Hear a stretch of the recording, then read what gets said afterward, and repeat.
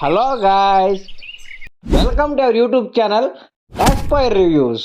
ఇప్పుడే I am God అనే movie అయితే చూడడం జరిగిందనమాట. యాక్చువల్గా ఇది కానా మూవీ 2025లో అయితే రిలీజ్ అయిందనమాట.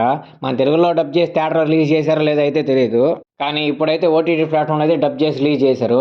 మొత్తానికి మూవీ కంప్లీట్ చేసాక అనిపించింది, నేను ఈ అమ్మాయిని జెన్యున్గా లవ్ చేస్తున్నాను, ఈ అమ్మాయి నా ప్రాణం, ఈ అమ్మాయి నా సర్వస్వం, ఈ అమ్మాయి నా నొదిలిపోదు, ఈ అమ్మాయి నా గుండె నా కాయ అని చెప్పి ఎగేసుకొని తిరుగుతుంటారు కదా. అలా తిరిగే ప్రతి ఒక్క అబ్బాయి, ప్రతి ఒక్క అమ్మాయి ఈ మూవీని అయితే చూడాలన్నమాట.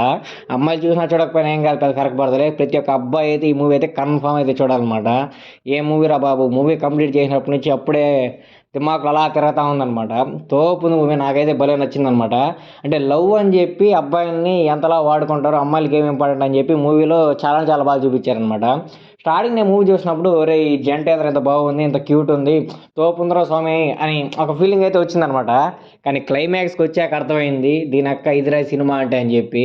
వాడు తీసుకెళ్ళిన విధానం, ఆ వే చాలా అంటే చాలా బాగా అనిపించింది నాకు. కానీ కొన్ని చోట్ల మాత్రం అది ఇది కరెక్ట్ చేద్దాం అనుకున్నాడు, పాస్ట్ ప్రజెంట్ అది ఎక్కడో ఫెయిల్ అయింది అనిపించింది నాకు.